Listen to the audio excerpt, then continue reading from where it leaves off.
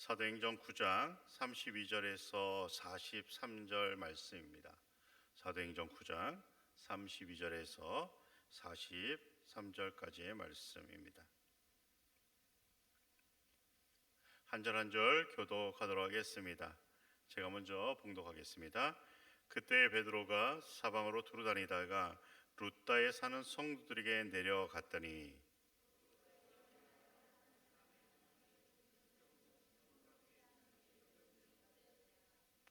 베드로가 이르되 에니야야 예수 그리스도께서 너를 낫게 하시니 일어나 네 자리를 정돈하라 한데 곧 일어나니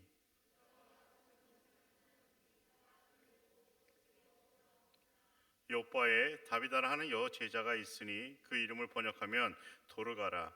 선행과 구제하는 일이 심히 많더니 롯다가 요바에서 가까운지라 제자들이 베드로가 거기 있음을 듣고 두 사람을 보내어 지체 말고 와달라고 간청하여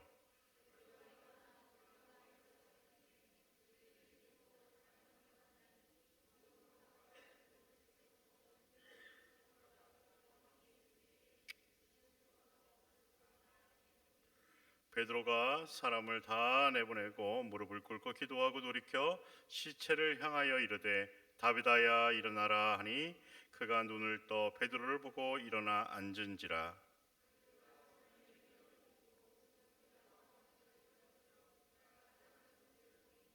온 요파 사람이 알고 많은 사람이 주를 믿더라. 베드로가 요파에 여러 날 있어 시몬이라 하는 무두장의 집에서 머무니라. 아멘. 할렐루야. 할렐루야. 우리 옆에 분과 인사 한번 할까요? 반갑습니다. 잘 오셨습니다. 비가 오는 중에도 참 이렇게 하나님의 전에 올라와 함께 예배할 수 있어서 너무나 기쁘고 행복합니다. 광고 말씀은 먼저 드리면 내려가는 길이 좀 비가 와서 미끄러우니까 가능하면 본당에서 내려가는 이 계단 말고 돌아서 내려가시면 감사하겠습니다. 사람들은 태어나서 성장하면서 단 한 사람도 예외 없이 인생이라는 길을 걷게 됩니다. 그 길 위에서 어떤 사람은 물질을 붙잡기도 하고 또 어떤 사람은 명예와 권력을 붙잡기도 합니다. 왜냐하면 인생의 그 길을 걷기 위해서는 우리에게 물질도 명예도 권력도 필요하기 때문이죠. 하지만 우리가 인생길 위에서 잊지 말아야 할 것이 있습니다. 그것은 바로 이 길을 누가 만드셨는지, 그리고 이 길을 누가 이끄시는지에 대한 질문입니다. 다시 말씀드려서 인생이라는 길 위에 누가 계시는지를 우리는 멈추지 않고 생각하며 살아가야 한다는 사실입니다. 이 질문의 답을 알기 위해서는 우리는 창세기 1장 1절을 펼쳐 보아야 합니다. 하나님은 우리에게 다음과 같이 말씀하시면서 성경을 펼치셨습니다. 다 함께 큰 목소리로 우리 한번 외쳐보도록 하겠습니다. 시작. 교회에 다니지 않는 분들도 거의 다 알 정도로 많은 분들이 아는 말씀이죠. 태초에 하나님이 천지를 창조하셨다. 하나님은 이 땅을 만드신 분이심을 우리에게 알려주시면서 우리 성경을 시작하고 있다는 사실입니다.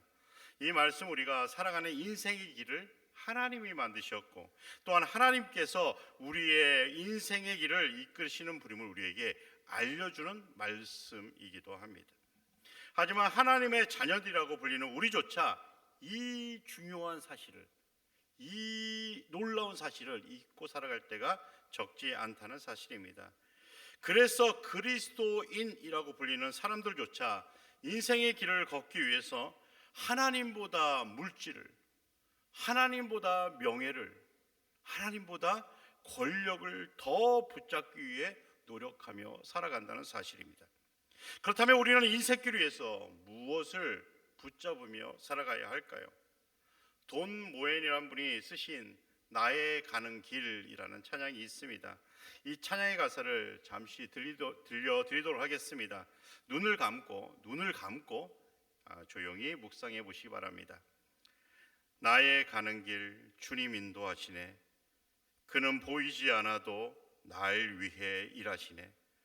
주 나의 인도자 항상 함께 하시네. 사랑과 힘 베푸시며 인도하시네. 광야에 길을 만드시고 날 인도해 사막에 강 만드신 것 보라. 하늘과 땅 편에도 주의 말씀 영원히 내 삶 속에 새 일을 행하리. 이 찬양의 가사를 들으면서 우리의 마음에 어떤 목소리가 들려오고 있습니까? 하나님께서는 우리가 걸어온 모든 인생이라는 길 위에 우리와 항상 함께 그 길을 걸어가십니다.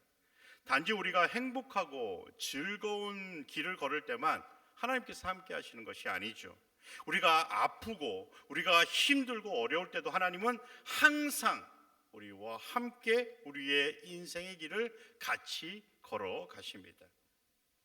우리가 이 사실을 온전히 믿고 그 믿음을 따라 순종할 때 비로소 우리는 에녹처럼 하나님과 온전히 기쁨으로 동행하는 삶을 살아가게 되는 것입니다. 성경에는 주님의 인도하심을 따라 인생의 길을 걷는 사람들의 이야기가 즐비합니다. 그 가운데 오늘 이 시간에는 베드로의 인생길에 대해서 잠시 묵상해 보고자 합니다. 오늘 베드로가 걸었던 그 길에 관한 말씀을 이해하기 위해서는 먼저 스데반의 순교에 대한 말씀을 생각해 보아야 합니다. 스데반의 순교는 그 당시 예수님을 믿는 많은 사람들에게 큰 영향을 주었습니다. 왜냐하면 스데반의 순교로 인해서 예수님을 믿는 사람들에 대한 박해가 강해졌기 때문입니다. 이에 관해 사도행전 8장 1절은 이와 같이 기록합니다. 그날에 예루살렘에 있는 교회가 큰 박해가 있어 사도 외에는 다 유대와 사마리아 모든 땅으로 흩어지니라. 여기서 말하는 그날이 바로 스데반이 순교한 날이죠. 이에 따라 사도를 제외하고 모든 제자들이 유대와 사마리아 모든 땅으로 흩어졌다 성경은 기록합니다. 그리고 8장 4절에서는 예루살렘을 떠나 빠져나온 사람들, 일명 흩어진 사람들이 자기 인생길에서 어떤 삶을 살았는지를 성경은 이와 같이 기록합니다. 그 흩어진 사람들이 두루 다니며 복음의 말씀을 전할세. 그들은 박해로 인해 도망치면서조차 복음의 말씀을 전하였습니다. 그 중에 8장 5절 이하에는 빌립 집사의 복음의 이야기가 끊임없이 기록되어 있습니다. 이 놀라운 이야기가 예루살렘에 있는 사도들에게 들려왔고 이 이야기를 들은 사도들은 베드로와 요한을 사마리아로 보냈다고 8장 14절은 기록하고 있습니다. 사마리아로 내려온 베드로와 요한은 성령 세례를 받지 못한 이들을 위해 안수하였고 특별히 이 능력을 돈을 주고 사려는 마술사 시몬을 회개하게 하였습니다. 그리고 8장 25절은 다음과 같이 기록하고 있습니다. 이를 조금 더 쉽게 이해하기 위해 제가 세번역 성경으로 읽어드리겠습니다. 이렇게 베드로와 요한은 주님의 말씀을 증언하여 말한 뒤에 예루살렘으로 돌아가는 길에 사마리아 사람의 여러 마을에 복음을 전하였다. 이처럼 예루살렘으로 돌아가는 그 길에서조차 사마리아 사람들의 여러 마을에 복음을 전하였던 베드로의 인생길은 그리고 9장 32절에 연결됩니다. 그때의 베드로가 사방으로 두루 다니다가 루다에 사는 성도들에게 내려갔더니, 역시 그때는 온 유대와 사마리아가 주를 경외하고 성령의 위로를 받는 이들이 늘어나고 있을 때였습니다.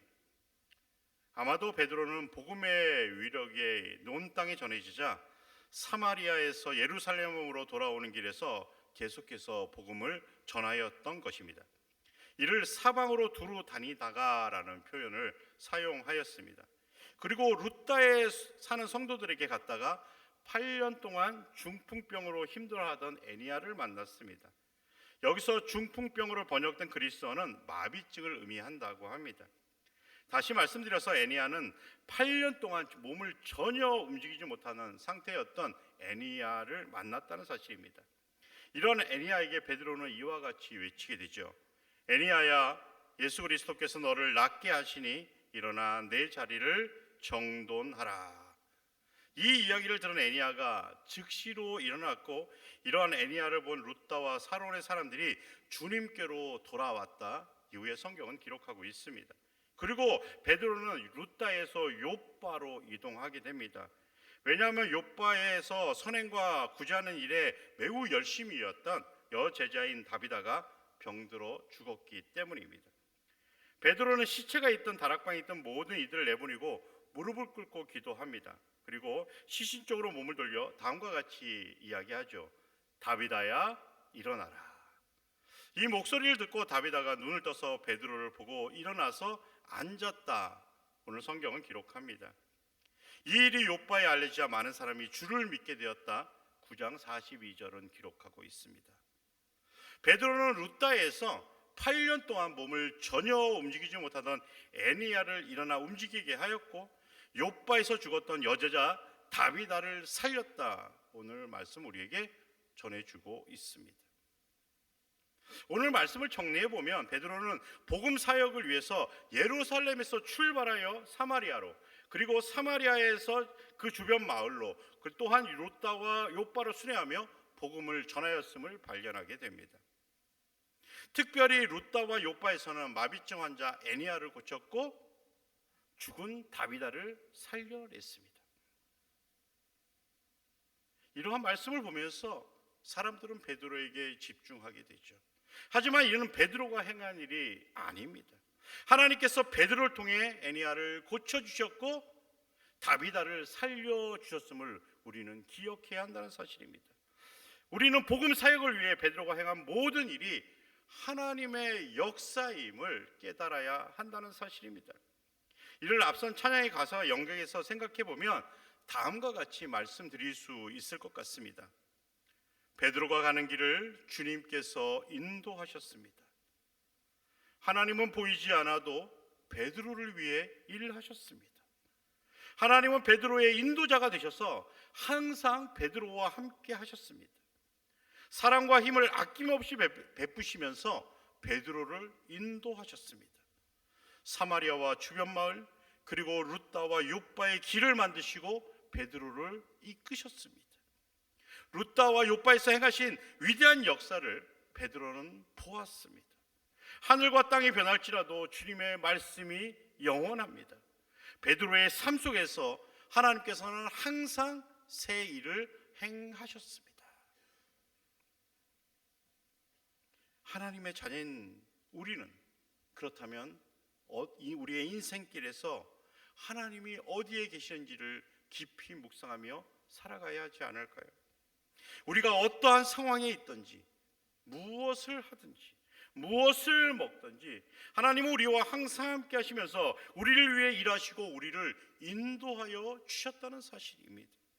만일 이 사실을 우리가 진정으로 믿고 순종하며 살아간다면 우리는 어떤 삶을 살아가게 될까요?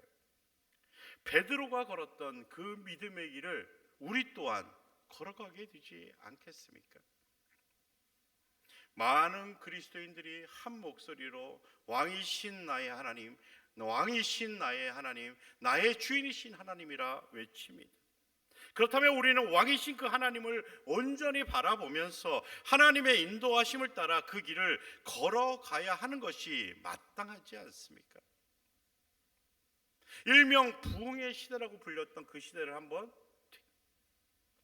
되돌아서 생각해 보시기 바랍니다. 그리스도인이라고 불렸던 많은 분들이 어떤 길을 걸었습니까? 그들의 인생길 위에 누가 그들과 함께 해주셨습니까? 사도 바울이라고 불렸던 사울은 예수님을 만난 후 오직 예수를 외치면서 인생길을 걸었습니다.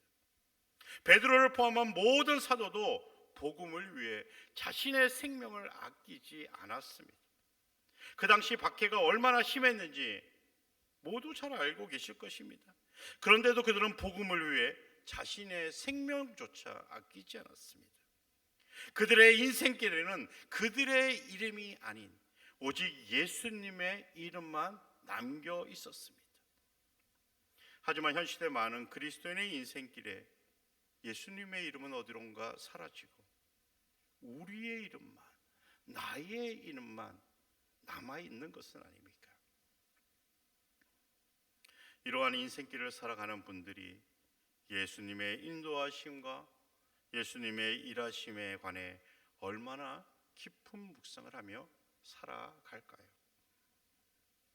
죄송하지만 그분들의 인생길에는 오직 자신의 영광만 남아 있는 것은 아닙니까?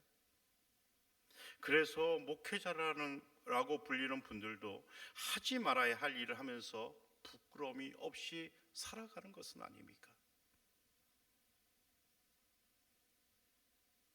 우리가 주님의 인도하심을 따라 걷고 주님의 일하심을 느끼고 주님과 항상 함께 걷고 있음을 확인하기 위해서는 우리는 어떻게 해야 할까요? 무엇보다 하나님이 우리의 삶 속에서 역사하고 계심을 인지하며 살아가야 합니다. 이를 위해 그리스도인은 하나님께 예배하고 기도하고 찬양하면서 살아가는 것입니다. 물론 예배와 기도 그리고 찬양에는 여러 가지 이유가 있습니다. 하지만 저는 예배하고 기도하며 찬양하는 이 시간은 우리 자신이 지금 누구와 함께 그 인생길을 걷는지를 돌아보기 위함이라고 생각합니다. 그렇다면 왜 우리가 하나님과 함께, 예수님과 함께, 성령님과 함께 인생길을 걷는지를 멈추지 않고 돌아보고 확인하고 점검하며 살아가야 하는 것입니까? 물론 이 땅을 살아가면서 지금 당장 하나님과 함께, 예수님과 함께, 성령님과 함께 걷지 않는다고 해서 큰 문제가 발생하지 않을 수도 있습니다. 하지만 우리는 이 땅의 삶이 전부라고 생각하며 살아가는 사람이 아니라는 사실입니다. 왜냐하면 우리 진짜 인생은 바로 이 땅의 삶이 마무리된 이후의 시간임을 우리는 너무나도 잘 알고 있기 때문이죠. 그러면 우리가 하나님과 함께, 예수님과 함께, 성령님과 함께 우리의 인생길을 걷지 않는다면 이 땅의 삶을 마무리하고 예수님을 만나게 될 때 우리는 예수님 앞에서 무엇이라 이야기할 수 있겠습니까? 앞선 찬양의 가사처럼 우리는 예수님 앞에서 다음과 같이 대답해야 하지 않겠습니까? 나의 가는 길을 주님께서 모두 인도하셨습니다. 우리의 눈에는 보이지 않았어도 주님께서 날 위해 멈추지 않고 일하셨습니다. 주님께서는 항상 나의 인도자가 되어서 나와 함께 해주셨습니다. 사랑과 힘을 폭포수같이 베푸시며 나를 인도해 주셨습니다. 심지어 광야와 같은 고통 가운데서도 길을 만드시고 우리를 인도해 주셨습니다. 또한 아무것도 보이지 않는 사막과 같은 그 시간 속에서도 생수의 강을 만드셨음을 내가 보았습니다. 나는 인생의 길 위에서 깨달았습니다. 하늘과 땅이 변할지라도 주의 말씀이 영원함을, 그리고 나의 삶 속에서 항상 새 일을, 새 기쁨을 끊임없이 부어 주셨음을 나는 깨닫고 살았습니다. 예수님을 만나서 너무나도 행복하고 너무나도 기쁩니다. 베드로는 복음의 사역을 감당하면서 앞선 찬양의 가사가 자신의 믿음이 고백이 되어 살아갔을 것입니다. 그렇기에 힘들고 어려운 그 순간에서도 어린 소녀 앞에서조차 예수님을 배반하던 그때의 모습으로 되돌아가지 않고 복음을 전하다가 순교할 수 있었던 것입니다. 단지 베드로만 앞선 찬양의 가사에 고백을 하며 살았을까요? 많은 믿음의 선조들도 나의 가는 모든 길을 주님께서 인도하셨다고 고백하며 살았을 것입니다. 왜냐하면 이 땅의 삶을 마무리하고 주님을 만나게 될 때 기쁨의 목소리로 나의 가는 모든 길을 주님께서 인도하셨다고 예수님 앞에서 외치는 그 기대감 때문이죠. 그래서 사도 바울은 자신 앞에 환난과 결박이 기다릴지라도 다음과 같이 고백할 수 있었던 것입니다. 내가 달려갈 길과 주 예수께 받은 사명, 곧 하나님의 은혜의 복음을 증언하는 일을 마치려 하면은 나의 생명조차 조금도 귀한 것으로 여기지 아니하노라. 내가 달려갈 길과 주 예수께 받은 사명, 곧 하나님의 은혜의 복음을 증언한 일을 마치려 하면은, 이 땅의 인생을 마치려 하면은 복음을 전하다가 내 생명조차 아끼지 않고 주님께 내어드리겠습니다. 사도 바울은 고백합니다. 우리에게 주어진 이후의 모든 시간, 주님의 인도하심을 따라 주님과 함께 걸어가는 인생이 되기를 주님의 이름으로 간절히 소망합니다.